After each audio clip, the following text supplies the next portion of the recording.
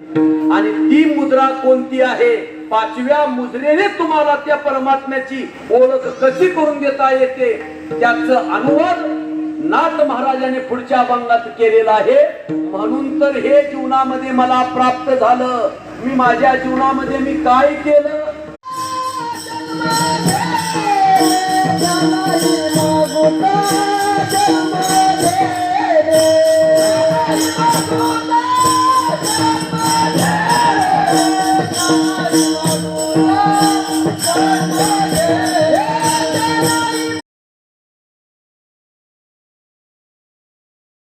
प्रयत्न केलेला आहे आणि त्या प्रयत्नामध्ये आजपर्यंत यश आलेलं आहे.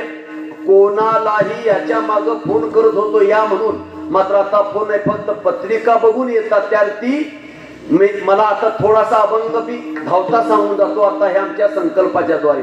आज तुम्ही